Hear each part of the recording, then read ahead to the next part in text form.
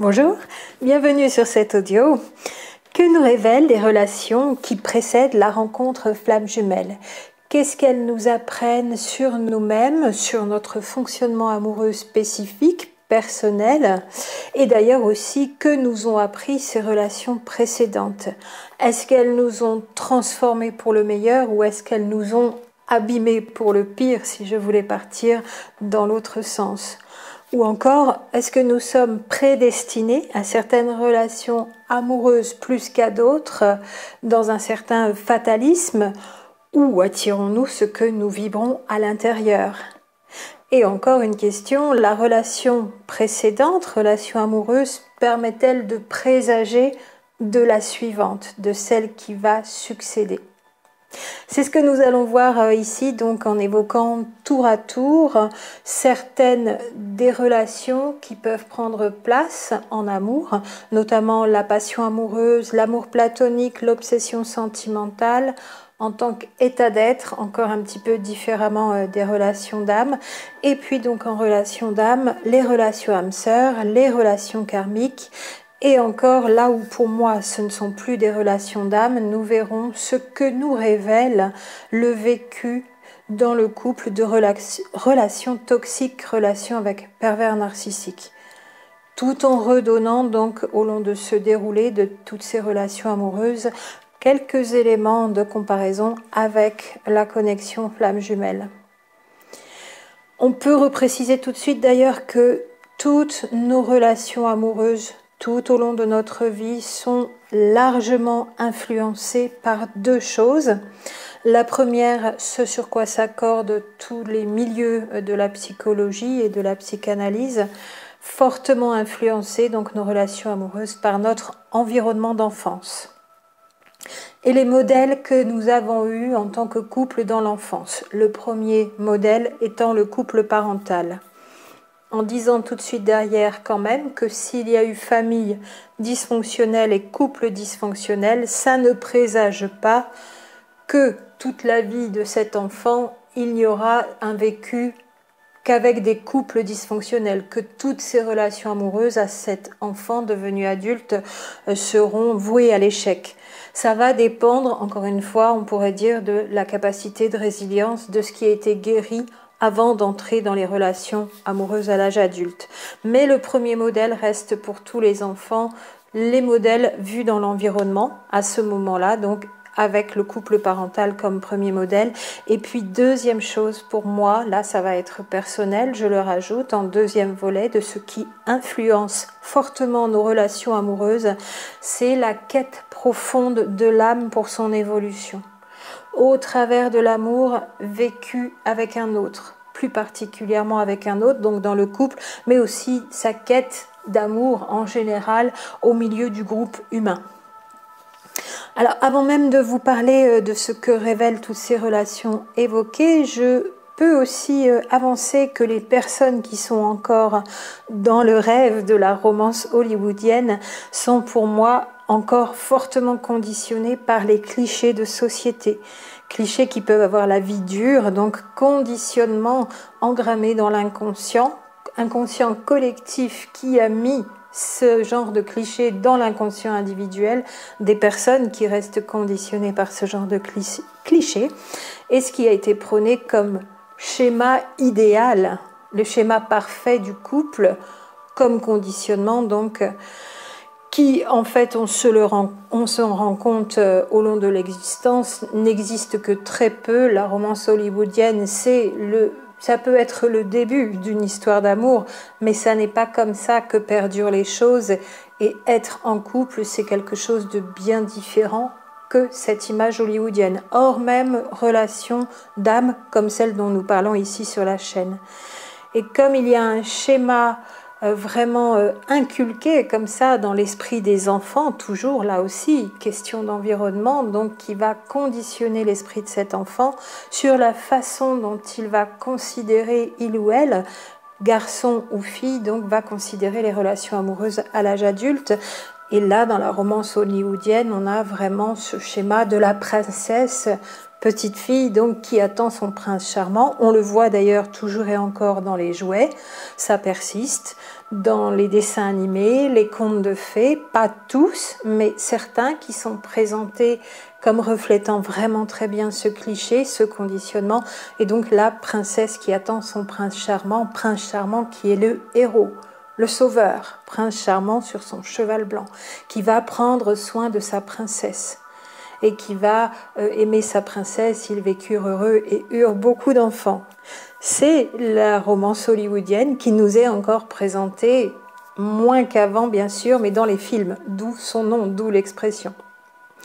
Donc on le reverra au moment de reparler aussi de l'attente du sauveur un peu plus loin, dans des relations beaucoup moins sympathiques. Donc pour parler des relations vécues uniquement donc dans un amour platonique, pour commencer tout d'abord avec celle-là, je veux juste vous préciser au préalable que je vais le considérer, cet amour platonique, dans un contexte moderne. Donc en considérant qu'il n'y a pas les obstacles qu'il pouvait y avoir dans l'ancien temps par le passé, obstacles géographiques, la distance, donc les interdits familiaux, interdits de se voir, interdits de se marier pour des raisons XY comme avant. Ici, je vais bien parler d'un amour platonique qui ne ferait pas face à tous ces obstacles et qui pourtant resterait un amour de cet ordre, non consommé, on dirait parfois. Parce qu'il y a vraiment, quand même encore aujourd'hui, des personnes qui s'aiment. Donc quand on parle d'amour platonique, c'est bien des deux côtés. Un amour qui est vécu de la sorte des deux côtés. Et il y a bien encore aujourd'hui aussi des personnes qui s'aiment sans cependant passer à la relation, à l'amour physique, au toucher, à la caresse et à l'amour charnel. Donc il peut y avoir plusieurs raisons à cela. Mais donc dans ce cas-là, ce genre d'amour vécu des deux côtés pourtant dénote quand même très souvent des blocages, des peurs, peur de l'engagement, ça peut être peur de perdre l'autre, ça peut être une ou plusieurs de ces peurs, mais elles peuvent aussi se cumuler, donc peur de perdre l'autre une fois que la relation serait engagée, donc une fausse croyance ou une peur démesurée, parce qu'il s'avérerait peut-être par la suite que ça n'était pas du tout vrai, ou alors ce sera vrai, donc au cas par cas, il faudrait voir pourquoi la personne pressentait qu'un amour engagé physiquement ne tiendrait pas et qu'il faut mieux le garder comme ça en tant qu'amour platonique, à voir dans chaque duo qui exprimerait ce genre d'amour. Peur de la vie commune, pour des schémas d'enfance aussi qui ont imprimé ces peurs, il y aurait plein de raisons, donc avec de l'inquiétude, de l'anxiété, des choses très inconscientes au-delà de cet amour très beau, très pur peut-être aussi, qui n'est pas passé à la relation de vécu commun ou de vécu charnel, ou les deux, et donc de l'insécurité qu'il peut y avoir derrière, ce que ça peut révéler, de ne vouloir en rester qu'à un amour platonique, et des deux côtés en l'occurrence, donc insécurité, dans la peur de perdre la personne en tant qu'ami peut-être aussi, et d'un amour qui pourrait être spirituel, à l'instar des personnes engagées dans des ordres religieux et qui n'ont pas le droit d'être en couple, ça pourrait y ressembler, cet amour platonique à certains moments aussi pour certains duos, donc un amour spirituel. Parfois aussi, ce que ça peut révéler, donc, c'est une certaine idéalisation de l'autre avec des fausses croyances sur la relation charnelle. Ces fausses croyances pourraient bien venir aussi de vies passées, de deux êtres qui se sont connus, qui se sont fortement aimés, et côté charnel, s'est passé quelque chose dans cette autre vie qui est encore imprimée et qui fait obstacle. Ou encore aussi, tout simplement, un amour qui en reste à l'amour platonique, un amour idéalisé, par manque d'amour de son propre corps, donc de sa propre incarnation dans la chair et dans la matière.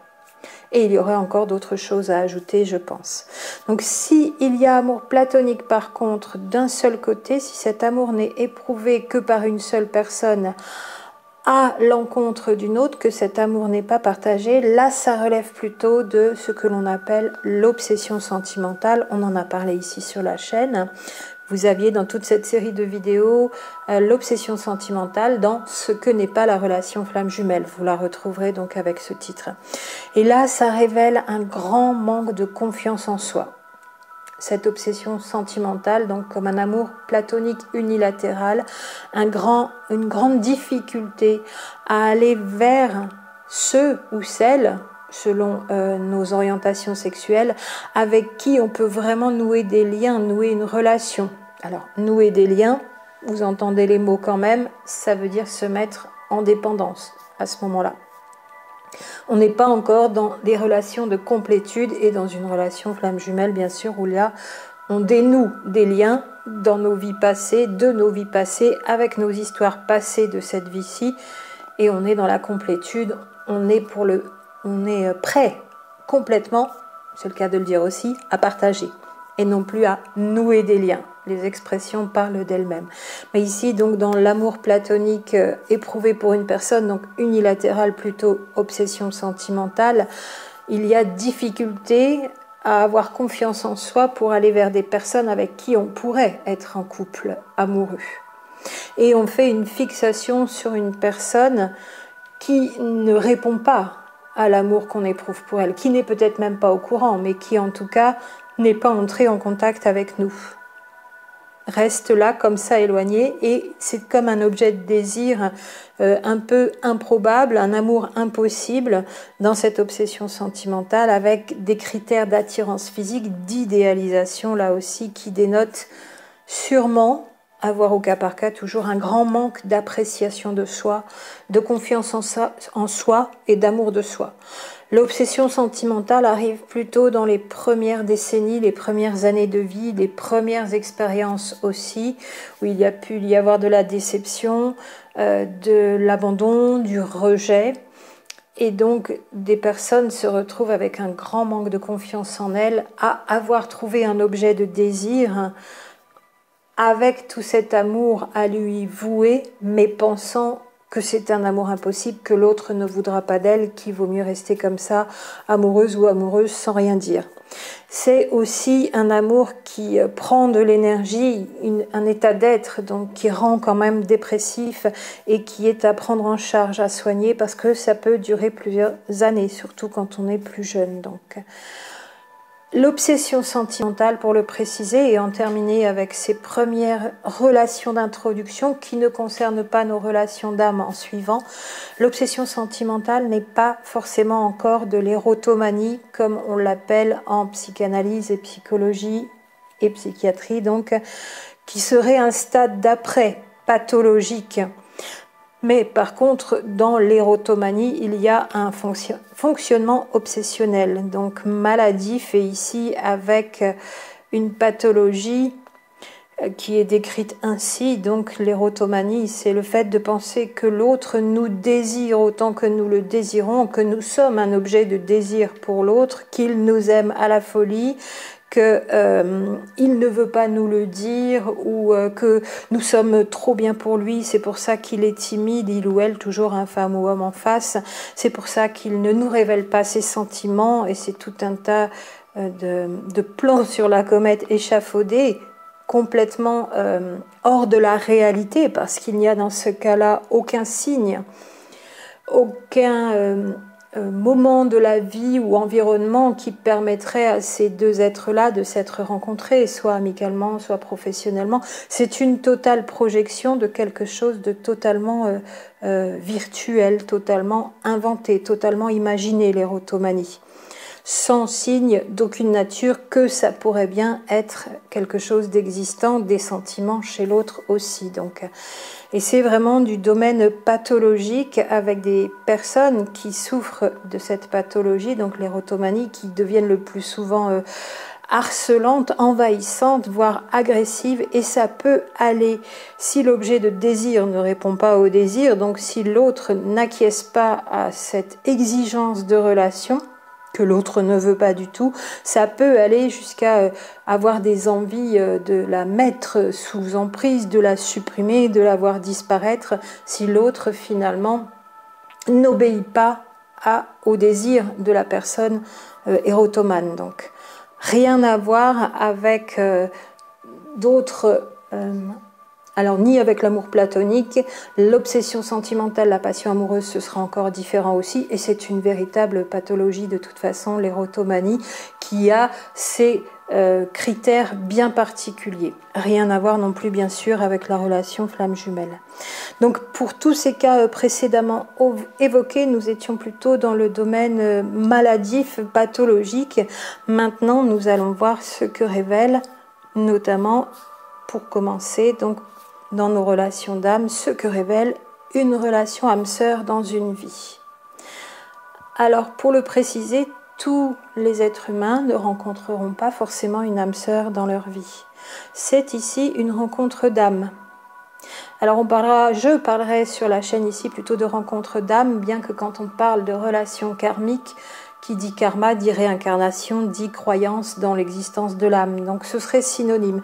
Mais comme la relation karmique est de plus en plus, à force d'en parler ici sur le net, connotée négativement comme étant une relation difficile, je la garderai dans ce cadre-là, cette expression de relation karmique. Et puis je vais parler de relation d'âme ou relation d'âme à âme pour la relation âme-sœur, qui ne sera donc pas une relation souffrante et difficile, mais qui va nous montrer que les deux parties qui se rencontrent dans ce duo sont deux êtres humains qui croient déjà en l'amour. Parce que beaucoup d'êtres humains ne croient pas en l'amour et ne croient pas que le grand amour existe, l'amour sincère, vrai et authentique. Or, dans une rencontre âme-sœur, déjà, ce que cela révèle, c'est que ces deux êtres humains-là croient dans le grand amour, des deux côtés, et qu'elles s'en sentent dignes. Deux choses pour moi dans le fait de rencontrer une âme sœur: on croit dans le grand amour, sincère et authentique,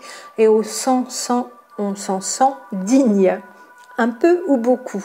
Il y a déjà quand même une estime de soi minimale, même si elle n'est pas encore extraordinairement développée, et la croyance dans le grand amour, avec le sentiment quand même à minima de s'en sentir digne, de le croire possible, et de savoir que c'est quelque chose qui peut nous élever.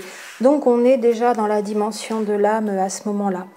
Et on est prêt à aimer dans cette rencontre âme-sœur, à donner, à partager, prête à faire le nécessaire pour que la relation fonctionne. On est prêt aussi à se remettre en cause, prêt à faire un travail sur soi s'il le faut, prêt à dépasser ses inquiétudes, ses limites, ses dépendances, ses peurs. Alors pas forcément tout, ça peut être certaines de ces choses dans la relation âme-sœur, deux âmes sœurs des deux côtés, dans le duo, dans le couple. On ne va pas tout travailler dans la relation âme-sœur. Mais parmi les inquiétudes, les dépendances, les peurs, on sait faire une remise en cause. Et avec l'envie de réussir cette relation, de se transformer, de faire un travail sur soi pour que cette relation puisse marcher. Et donc parfois, ce sont des âmes et des êtres qui restent ensemble pour la vie, et à d'autres moments, c'est pour un temps plus court.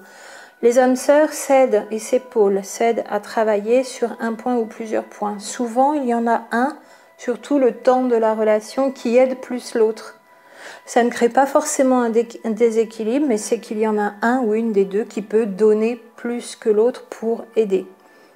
C'est aussi un contrat d'âme, déjà. C'est-à-dire qu'on avait prévu de se rencontrer pour s'entraider. On se reconnaît tout de suite, on est ensemble tout de suite, c'est fluide, il n'y a pas d'obstacle majeur, même si ça ne va pas forcément toujours être facile, et qu'il y aura des temps où on sera moins collés l'un à l'autre, moins ensemble, parce que les âmes sœurs sont quand même vraiment collées l'une à l'autre. Et il peut y avoir encore d'autres cas de figure un petit peu moins courants, mais on pourra le voir encore par ailleurs. Ce que ça révèle, c'est qu'il y a déjà un état d'être prêt à l'amour, et non pas un état d'être dépressif comme on va le voir pour d'autres relations après. Alors, est-ce que après une relation âme-sœur, obligatoirement il n'y aura que des âmes-sœurs? Ça va dépendre vraiment aussi de la nature de ce que l'âme s'est prévu comme expérience à transcender. Pour certaines vies, pour certaines incarnations, s'il y a déjà eu une âme sœur de rencontrer, déjà il y a de fortes chances, s'il n'y a pas d'autres relations d'âme prévues dans sa vie, Alors qu'elle réussit ou qu'elle loupe, hein, parce que ça peut être prévu, mais il y a une destinée, une prédestination, et puis il y a aussi le choix. On fait ou on ne fait pas. On change certaines choses qui nous font passer à côté du bon chemin.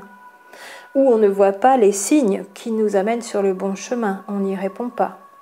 Voyez la différence toujours entre le libre arbitre et le libre choix. Mais est-ce que si on a rencontré une âme sœur et qu'on a compris quelque chose, que c'était à travailler pendant 5 ans ou 10 ans, est-ce que la suite ce sera des rencontres âme sœur ou autres? Ça va dépendre de la quête d'évolution de l'âme spécifique. Rencontrer une âme sœur ne présage pas n'avoir que au moins une autre ou 2 autres pour la vie et pour finir sa vie d'ailleurs, une autre rencontre d'âme sœur après.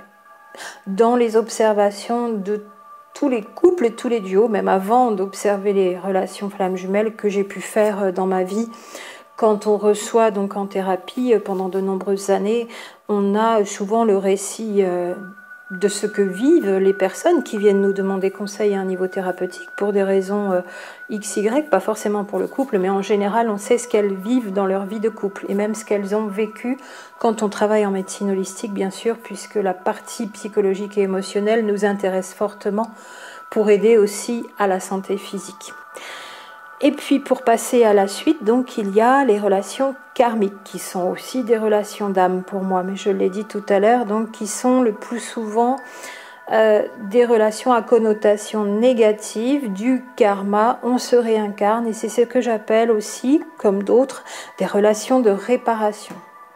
Avec une âme qu'on a connue dans une autre vie, une vie passée ou plusieurs autres vies passées, vie dans laquelle où quelque chose n'a pas été terminé avec cette âme, où quelque chose n'a pas été compris, où on ne s'est pas bien comporté, où ça peut être divers exemples donc des séparations forcées par l'environnement, la famille, un événement climatique ou une guerre autre, donc une séparation forcée ou voulue par l'un des deux seulement, donc là il y a eu départ ou abandon, ou un mauvais choix concernant le couple ou les enfants alors qu'il y avait eu vie commune, ou des comportements qui laissent l'histoire en plan. Et ça n'est pas terminé, ça doit être repris, souvent réparé, donc relation de réparation, et ça doit être mieux rejoué, comme je dis toujours, et bien terminé autant que possible. Les relations karmiques, donc, on comprend leurs connotations négatives, sont souvent difficiles, peu harmonieuses, douloureuse, dure, tant qu'on ne comprend pas. Et il est bon aussi, là, peut-être, de passer à un niveau supérieur de compréhension pour voir ce qu'il y a à régler entre ces deux personnes pour que ça ne dure pas une éternité et pour que ça ne reproduise pas le schéma précédent, donc pour que cette fois ça se termine bien, bien sûr, pour les relations karmiques. Donc ça nous apprend quoi? Ça nous révèle quoi sur nous-mêmes? Eh bien tout simplement qu'il y a eu une vie passée, juste celle d'avant, où ça peut remonter à plusieurs vies et on ne s'était pas encore retrouvé. Hein. Il y a eu une vie passée où quelque chose n'a pas été fait comme il fallait, soit de la part de l'un, et nous sommes en face, soit de notre part et nous sommes en face de l'autre pour réparer, soit des deux. Voilà pour la relation karmique. Et puis, il y a ensuite les relations toxiques, relations avec pervers narcissiques. Je vais les confondre toutes les deux. Je le redis aussi, pour moi, ce ne sont pas ce que l'on appelle habituellement des relations d'âme, bien que tous les êtres humains aient une âme. Ils ne sont pas tous quand même à un niveau vibratoire à afficher la même énergétique, la même mécanique énergétique, et notamment n'ont pas tous les chakras ouverts ou allumés, comme je dis souvent aussi, et je ne les considère pas les relations toxiques. Premier stade, on dira peut-être plus avec des manipulateurs qui fichent votre vie sans dessous-dessous. Et les relations avec pervers narcissiques, le stade ultime de grande violence à tous les niveaux, mais violence psychologique, déstructuration psychique et vampirisme énergétique dans leur relation avec une personne perverse narcissique. Et pour moi, ça n'est pas forcément une vieille connaissance que l'on retrouverait, donc une relation karmique, comme dans une relation karmique. J'appelle ça parfois une interception. C'est presque un terme qu'on utilise aussi en astrologie. Mais c'est comme s'il y avait eu une interférence, qu'on avait été attrapé au passage, parce que l'on est dans un état bien particulier. Par contre, vous verrez à quel point ça révèle notre état d'être lorsqu'on se retrouve à tomber dans ce genre de piège de relation, surtout la relation avec pervers narcissique, qui est pour moi, elles sont assez assimilées, c'est juste une question de degré et une question de but final du manipulateur tout court, qui en veut à tout ce qui est argent, possession matérielle, postérité, honneur, etc., tout ce qui va le faire reluire au niveau de l'ego. Ça fait aussi partie du comportement du pervers, mais avec ce but en plus qui est de complètement annihiler, après l'avoir absorbé, la personnalité de sa victime. C'est très très particulier, c'est toujours très difficile à comprendre apparemment pour beaucoup de personnes qui n'ont pas la connaissance sur l'existence plus finement décryptée dans le détail de cette relation. Il y a, c'est vrai aussi, et depuis le début d'ailleurs, mais il y a un regain de force de ce genre de courant qui existe, qui nie la réalité de la perversion narcissique. Je les laisse pour ma part avec leur envie de nier que ça existe. Depuis Paul-Claude Racamier, bien sûr, on l'a déjà dit ici sur la chaîne, 1986, et les suivants, médecins psychiatres notamment, qui ont fait un extraordinaire travail, Marie-Francie Régoyen et d'autres, nous savons très bien que ça existe, c'est défini, ils fonctionnent tous de la même façon, et les victimes d'ailleurs ont un profil commun. Que nous révèle une rencontre avec une personne toxique, une personne perverse narcissique? Eh bien, simplement qu'on en est à un stade de grande souffrance qui révèle de nombreuses et d'importantes failles et déséquilibres en nous. Tout à l'intérieur, qui durent peut-être depuis longtemps, qui viennent d'une enfance désastreuse, de familles dysfonctionnelles, comme il y en a tant. On dit toujours que le chiffre à peu près avancé donc de familles dysfonctionnelles, c'est 80%. Quatre personnes sur 5 a donc toutes les chances de venir d'une famille dysfonctionnelle. Vous voyez, on se sent moins seul. Ça nous fait pas plus plaisir, mais les familles dysfonctionnelles, c'est la majorité.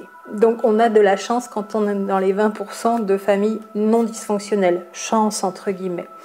Et donc nous, ça n'est pas que nous sommes pareils que le pervers narcissique, mais l'état vibratoire dans lequel nous sommes, pour en revenir à un niveau énergétique qui nous donne beaucoup plus d'explications tout d'abord et de compréhension juste, nous vibrons bien bas.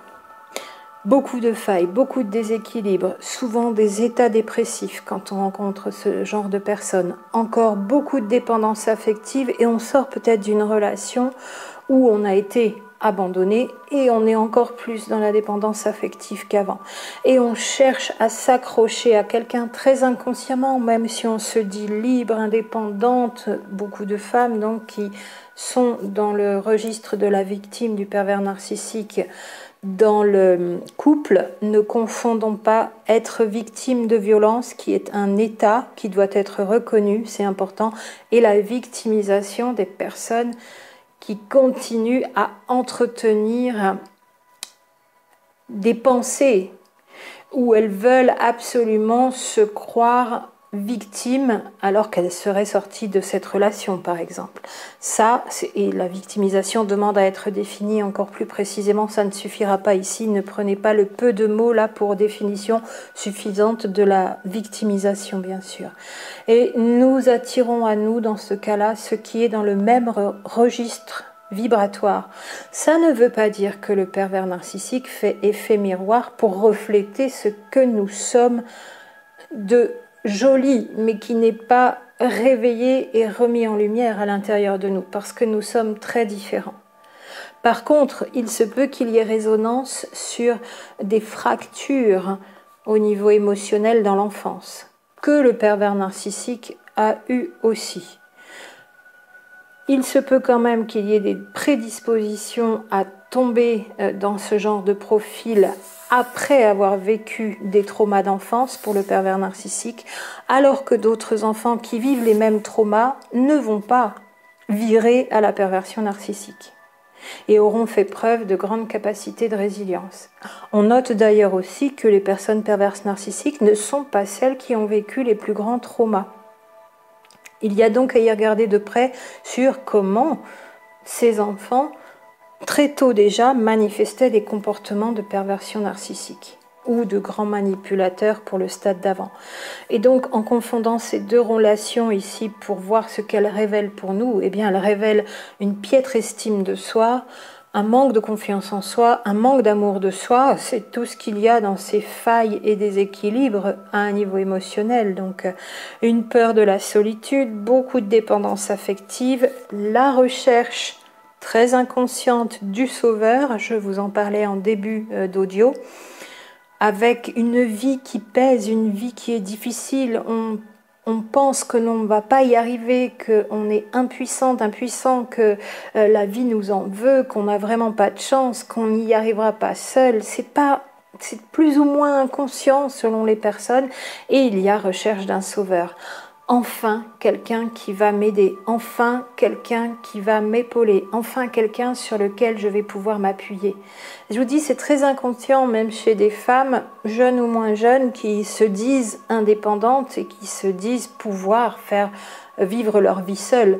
Ça n'est absolument pas vrai quand il y a rencontre d'un pervers narcissique, et on pourrait l'éviter si on avait appris à se reconstruire et à retrouver une réelle plénitude intérieure. Et ça n'est pas le cas dans ces moments-là. C'est ce que ça révèle, jusqu'à la perte de foi, donc abattue. Et ça peut être des personnes qui, depuis toute petite, croyaient dans le grand amour, se sont pris des claques, sont tombées en dépression amoureuse avec une ou plusieurs relations qui ont précédé et finissent par ne plus y croire. Qu'est-ce qui nous arrive en couple quand on ne croit pas en l'amour ? Du non-amour, alors qu'on est plein de failles et de déséquilibres. Et vous avez là une compréhension certes très réduite des états d'être dans lesquels on est quand on rencontre un individu manipulateur ou un individu manipulateur et pervers narcissique. Perte de foi, donc ne croit plus en cet amour si précieux, et donc on devient prête à accepter des miettes qui ne sont même pas de l'amour, qui sont des semblants et des mimes de sentiments avec le pervers narcissique, où il n'y a rien de vrai, rien de consistant. Et prête à accepter l'inacceptable aussi au long du temps.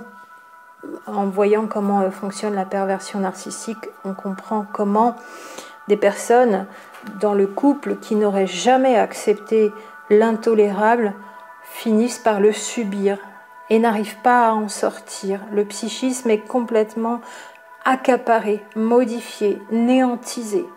La personne ne sait plus qui elle est. Et donc, c'est quand même un état d'être, déjà même à la rencontre d'un pervers narcissique, d'une personne toxique, qui oscille entre l'envie de vivre et l'envie de mourir.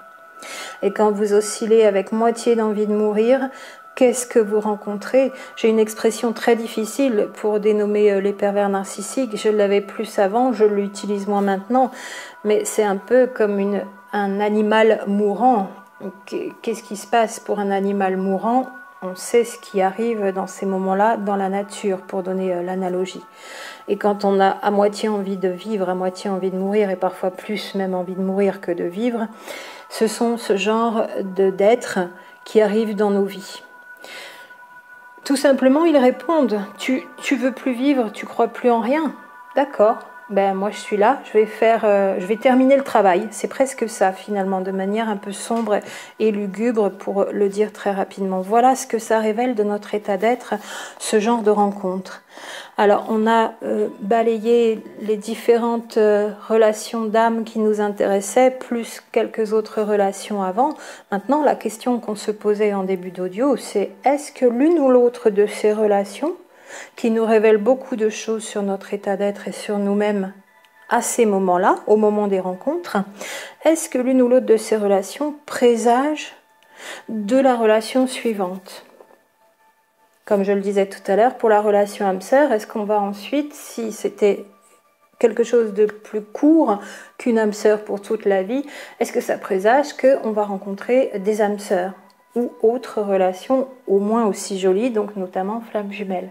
Ça va dépendre de comment ça s'est terminé, ce qui devait être appris et ce qui a réellement été appris. C'est-à-dire ce contrat d'âme, âme sœur, est-ce qu'on a vraiment bien appris ce qu'elle voulait nous révéler si ça n'est pas une relation pour la vie? Si oui, ça devra au moins être aussi beau derrière comme rencontre et comme relation d'âme, a priori, puisqu'on était déjà quelqu'un qui croyait en l'amour et qui s'en sentait à minima digne, un minimum. Si il y a eu quelque chose qui n'a pas été fait et pas bien compris, et que dans certains cas, même si c'était une âme sœur, ça se voit aussi et ça arrive, on a plongé, il y a pu y avoir dépression amoureuse, qui est sûrement la pire des dépressions, même si toutes les dépressions sont très très difficiles, et qu'il faut se faire aider là aussi. Alors, on redescend d'un cran. Et c'est là aussi que même après une relation âme sœur, certaines personnes ont rencontré une personne perverse narcissique. Et là, ça a pu durer un bon bout de temps.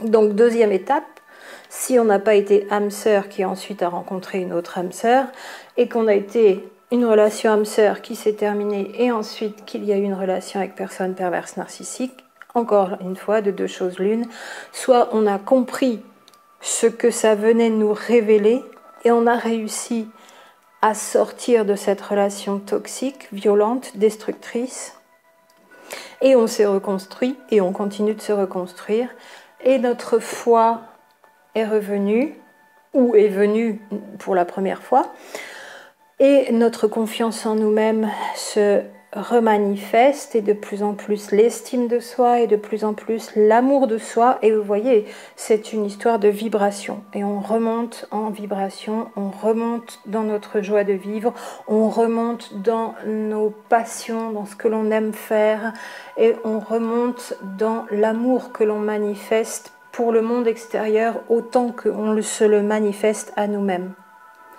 Et là, bien sûr, évidemment, à minima, ce sera sûrement une rencontre avec une âme sœur si on n'en avait pas déjà rencontré une avant.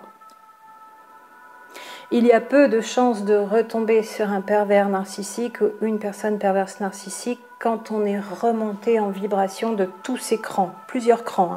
Parce que quand on a affaire à une personne aussi toxique, c'est qu'on était vraiment tombé bien bas et qu'on n'avait plus d'espoir, d'amour pour nous-mêmes. On était vraiment déjà dans le sombre du désespoir et de la dépression. Si on l'est encore, alerte. Si on est encore dans ces sentiments de manque d'estime de soi, de peur de la solitude, de dépendance affective, de recherche d'un sauveur très inconsciente à creuser, de je ne vais pas m'en sortir seule, la vie c'est dur, cette société ne nous épargne pas, bouffer ou être bouffé, œil pour œil, dent pour dent, si on est encore dans ces inquiétudes, ces peurs, cette mi-envie de vivre, mi-envie de mourir, et que l'on croit avoir rencontré une super âme, alors qu'on avait déjà eu au moins une relation perverse narcissique avant, alerte, bien y regarder de près. Tant qu'on n'est pas remonté de plusieurs bons crans avec un minimum d'amour de soi, d'indépendance, de bien-être, de complétude naissante, on va dire, même si on se rend compte qu'à la rencontre flamme jumelle, on était loin encore de la complétude qu'on croyait peut-être déjà avoir, alors il y a plus de chances pour moi de risquer de rencontrer quelqu'un qui est dans les inquiétudes, les peurs, la survie, le cerveau archaïque, le cerveau reptilien, et donc une personne toxique ou perverse narcissique. À moins que ce soit encore une rencontre d'âme, de relations karmiques, relations de réparation. Mais il y a peu de chances d'être en rencontre de sa flamme jumelle quand on est encore dans ces vibrations basses, entre deux eaux, pas remonter suffisamment haut de plusieurs crans à un niveau vibratoire pour la dimension énergétique. Il semblerait quand même donc qu'une fois qu'on a compris ce qu'on avait à réparer, à reconstruire en nous, à faire briller de nouveau après une relation avec une personne perverse narcissique, qu'on puisse être prêt, prête à rencontrer une belle âme sœur, âme jumelle, flamme jumelle. On ne peut pas présager pour moi de manière très exacte de savoir si on est bien remonté à un niveau vibratoire, si la relation suivante sera l'une des trois plus qu'une autre. Mais en tout cas, ce sera dans ce registre-là. Si on n'a pas récupéré, si on n'est pas quasi complètement reconstruite, je dirais un minima à se remettre à zéro parce qu'on était à moins 500 ou moins 1000, alors il y a plus de chances d'être dans une rencontre encore de nouveau avec une personne toxique ou perverse narcissique ou relation karmique où là c'est une ancienne connaissance. Ce qui n'est pas le cas pour moi, pour le redire, dans la rencontre avec personnes toxiques, pervers, narcissiques.